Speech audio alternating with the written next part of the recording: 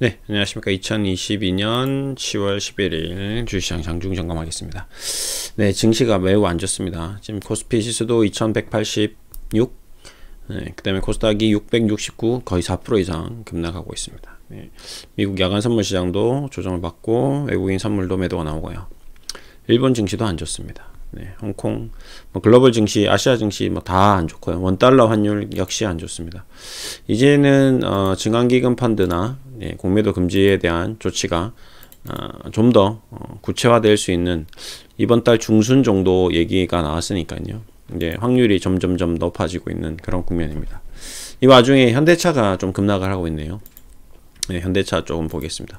현대차가 이제 떨어지는 이유는 우선 첫 번째, 미국 금리, 미국 경제, 어떤 글로벌 경기 침체에 대한 우려감으로 인해서, 앞으로 자동차 내수 시장, 전 세계 글로벌 자동차 시장에 대한 어떤 실적 기대감이, 둔화될 수 있다. 앞으로 이제, 더 없는 자동차 재고가, 이제 반도체 재고가 나왔으니까, 이제 자동차 재고도 나올 것이다. 이런 우려감 때문에 좀 빠졌다라고 좀 보시면 될 것 같습니다. 단순히 지금까지 2분기 실적을 봤을 때는 굉장히 좋았죠. 예.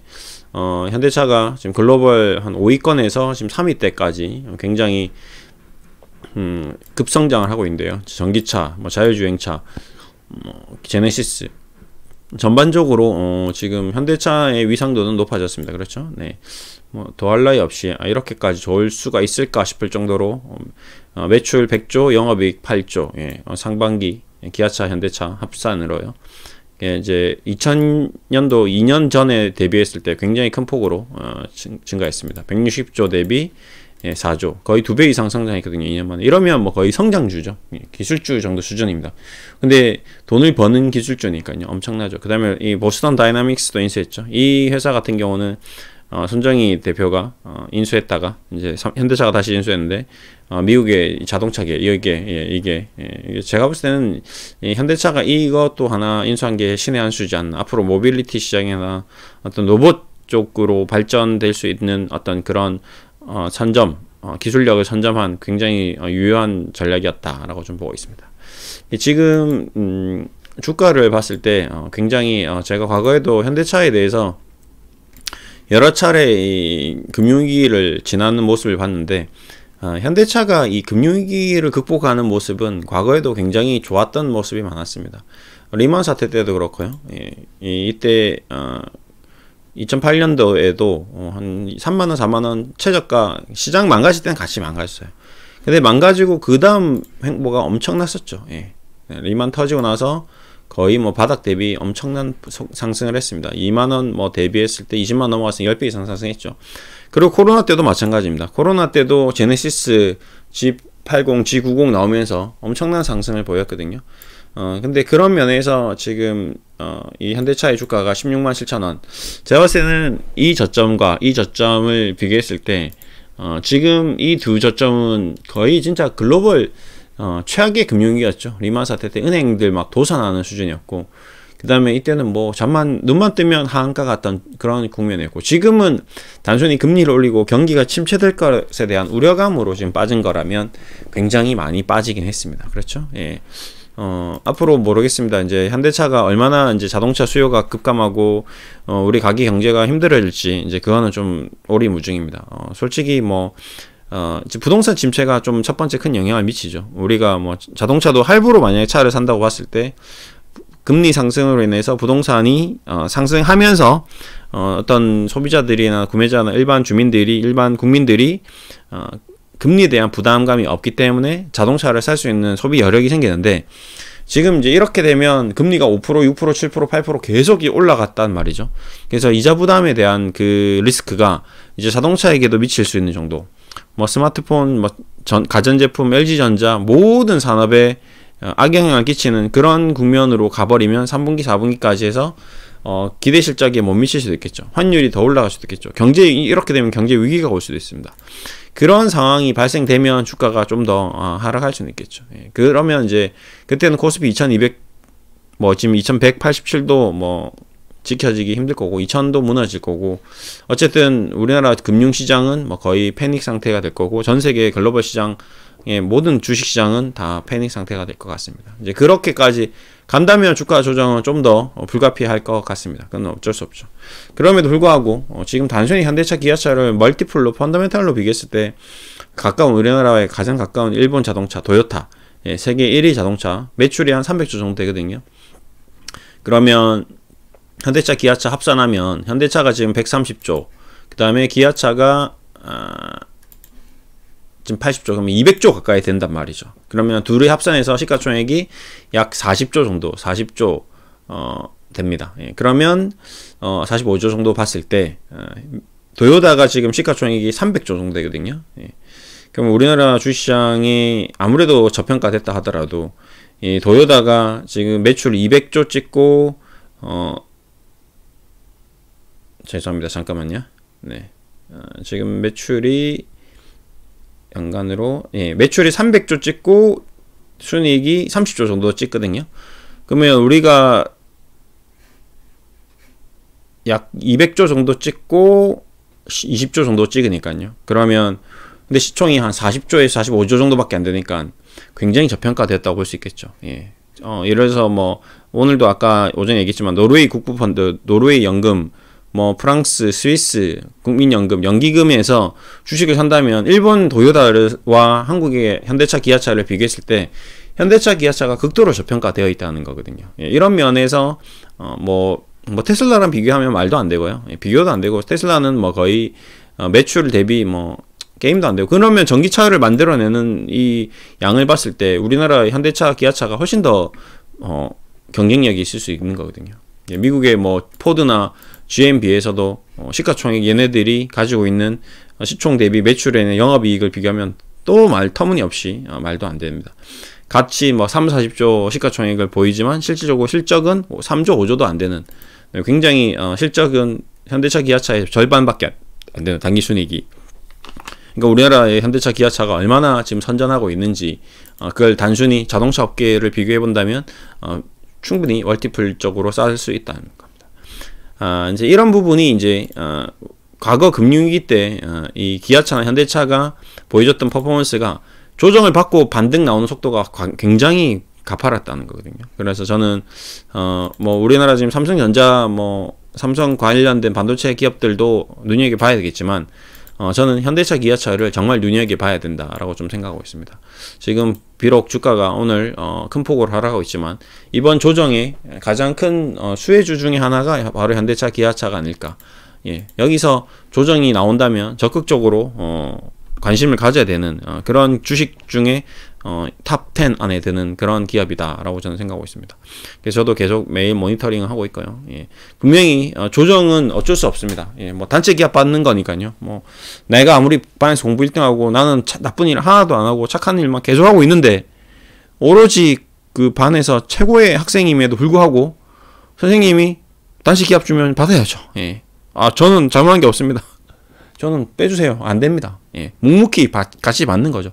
대신에 그 단체 기업이 받고 나면 선생님이 와서 찾아와서 미안하다고 하죠. 선생님도 미안하다고 하죠. 너가 열심히 하고 잘하고 있는데 불가피하게 우리 반이 뭐 이러이러한 문제점이 생겨서 연대 책임으로 너도 같이 좀 혼났으니까 이해해줘. 그럼 그게 또 인간이 우리가 살아가는 사회란다 라고 설명해주면 그 아이는 또 얼마나 또 착한지, 선생님 뭐 저희가 다 같이 잘했어야 되는데 죄송합니다. 앞으로 더 열심히 하겠습니다. 이럽니다. 예, 그렇죠. 예, 마찬가지죠. 현대차, 기아차도 지금 다 같이 단체 기업 받고 있지만, 다 같이 주가 조정 받고 있지만, 여기서 조금만 이 국면을 벗어나면 다시 엄청난 반등으로 살아날 수 있는 그런 기업이라는 거죠. 예. 뭐 실적도 그렇고요. 그 다음에 앞으로 기술력도 그렇고요. 뭐 전기차 쪽으로도 그렇고요. 모든 면에서 지금 보십시오. 1조, 2조 막 하던 게 7, 8조, 이거는 뭐 거의 기술주들 실적 시현하는 모습이거든요. 예. 뭐 영업이익이 급격히 좋아지고 있습니다. 예. 이런 것들은 제네시스라든지 뭐 기아 자동차의 전기차라든지 뭐 SUV라든지 이런 판매가도 높였고, 그 다음에 차도 잘 팔리고 기능도 좋고, 뭐 전체적으로 뭐 나무랄 데가 없을 정도로 굉장히 좋은 그런 국면을 가고 있습니다. 이런 것들을 오히려 장기적인 시한 뭐 안목으로 뭐 이번 장이 빠졌을 때 뭐 자녀 명의로 뭐 증여를 할 때 현금으로 증여하는 것도 중요하겠지만 자녀 명의로 주식 계좌 같은 걸 좀 개설해서 현대차, 기아차 같은 거, 뭐 삼성전자 같은 거 앞으로 미래 성장할 수 있는 대한민국의 이제 굵직굵직한 대형 대표주들을 분산해서, 제일 중요한 거는 분산 투자입니다. 자녀분에게 주식을 뭐 삼성전자 몰빵, 현대차 몰빵 이렇게 사주면 심플하겠죠. 쉽긴 하겠죠. 근데 그렇게 사주면 어떻게 된다? 아, 자녀분도 나중에 커서 몰빵한다. 굉장히 중요한 내용입니다. 근데 자녀분들에게 현대차, 기아차, 뭐 삼성전자, 그다음에 뭐 국민은행, 뭐 신세계백화점, 롯데쇼핑, 뭐 그다음에 셀트리온, 뭐 HLB 이런 식으로 분산해서 이제 투자를 해준 거죠. 근데 나중에 한 5년 정도 어느 정도 아이가 이제 경제에 대한 개념에 대해서 이해할 수 있을 때쯤 이제 보여주는 거죠. 너에게 5년 전에 아버지가 이렇게 분산 투자를 해줬단다. 너에게 이제 유산으로 물려주려고 증여를 해줬는데 지금 주식이 가격이 15년 동안 기업의 가치가 이렇게 변하면서 현대차는 뭐 100%가 수익 났고 국민은행은 배당으로 10% 20% 받았지만 주가는 그대로 있고, 뭐 그다음에 셀트리온은 중국의 어떤 고령화 정책, 고령화 시대에 발맞춰 주가가 내가 예상했던 것보다 더 많이 올라서 2배, 3배 수익 났고, 뭐 이런 식으로 쭉 설명을 해줄 수 있는 거죠. 그러면서 왜 이렇게 분산 투자를 해서 최종적으로 전체적으로 너의 자산이 5년 동안 2배가 되었단다, 이렇게 설명해 줄 수 있는 거죠. 예. 몰빵을 했는데 잘못 몰빵을 해서, 그래서 뭐 한 종목을 사는데 그 종목만 떨어지고 나머지 다 올라가 보십시오. 그러면 자녀분한테 뭐라고 얘기하겠습니까? 이거는 잘못된 주식 투자다. 그냥 내가 다시 가져갈게. 아주 아버지가 골라당 다시 먹을 수도 있습니다. 그러니까 그렇게 하시지 마시고 전체적으로 시장 전체를 이렇게 분산해서 투자를 해주시는 게 자녀분한테 증여할 때도 좋다. 조금 복잡하고 좀 어렵지만 올바른 투자의 어떤 습관이라든지 방법에 대해서 교육도 할 수 있는 그런 좋은 방법이니까요. 네. 현대차만 사지 마시고 현대차, 기아차, 현대모비스도 관심을 좀 가질 필요가 있죠. 왜 그러냐면 어차피 모비스도 이제 부품 쪽이니까 어쩔 수 없는 매출 감소는 불가피합니다. 전기차 쪽으로 가면 부품이 점점점 줄어드니까요. 그러면 안 그러면 모비스 대비 글로비스 같은 것들, 요런 것 쪽으로 하면 돼요. 어차피 전기차를 팔든 그냥 일반 SUV를 팔든 휘발유차를 팔든 수송은 해야 되니까요. 어차피 옮기긴 옮겨야 되잖아요. 자동차를 미국에 갖다 놔야 되고 인도에 갖다 놔야 되고 그 운송비가 계속 드니까요. 예.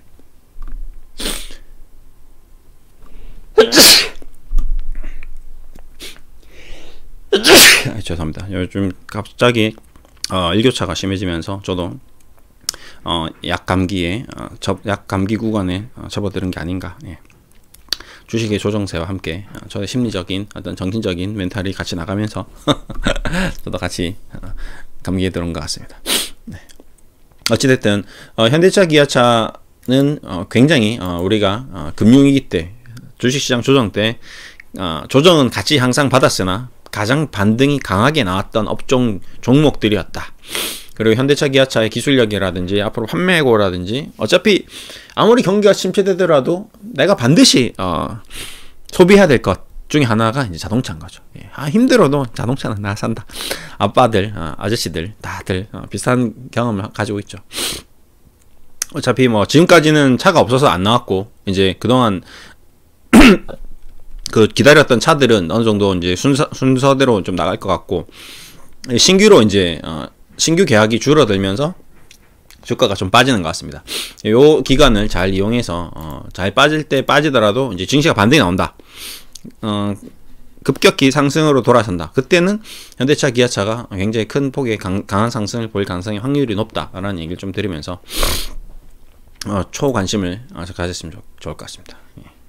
그리고 뭐 일단은 이제 뭐 여기서 지수적으로는 2000선이 제가 봤을 때는 국내 주식시장이 어떤 마지노선이 아닌가 싶습니다. 예, 여기서 뭐 추가적으로 더 뭐 하락할 수도 있겠죠. 하락할 수도 있겠지만 이제 어느 정도 그 하락의 포지션이 이제 거의 막바지이지 않을까. 뭐 지금 이렇게 여기서 2000이 무너지면 언제죠? 최초로 우리가 2000을 돌파한 게 2007년이니까요. 리만 사태 전에도 2000이었고 지금도 2000이면 14년, 15년 예. 이 기간 동안 우리나라 경제가 급상승하고 현대차 주가만 보더라도 예, 엄청난 성장을 했기 때문에 지수적으로도 어느 정도 지지를 받지 않을까 좀 생각을 하고 있습니다. 힘내시고요. 여기서 이제 다 왔다라고 좀 생각하시고, 대신에 늘 얘기 드리지만 절대적으로 아무리 주식시장이 많이 하락하는 날이 있더라도 신용미수, 주식담보대출, 주택담보대출, 빚으로 투자하는 일은 안 된다. 코스피가 3,000이건 2,000이건 2,500이건 1,500이건 1,000이건 주식 투자는 항상 내가 가지고 있는 여유자금, 현금, 내가 두 발 뻗고 밤에 잠 푹 잘 수 있을 정도로, 내 배우자가 아무 걱정하지 않을 수 있을 정도로, 내 자녀들이 나로 인해서 경제적인 고통을 받지 않도록 그렇게 주식 투자하는 것이 가장 현명하다. 영원히 죽기 전까지. 네, 자녀분에게도 마찬가지. 주식을 물려줄 때도 빚으로 물려주지 마시고, 현금으로 딱 여유자금으로 자녀분에게 분산 투자 물려주시면 평생 그 자녀도 죽을 때까지 주식으로 빚으로 투자하거나 그렇게 하지 않는다 라는 얘기를 좀 드리면서, 이 또한 다 지나갈 것이다, 잘 참고 이겨내면 반드시 좋은 일이 올 것이다 라는 얘기를 드리면서 마무리하겠습니다. 감사합니다.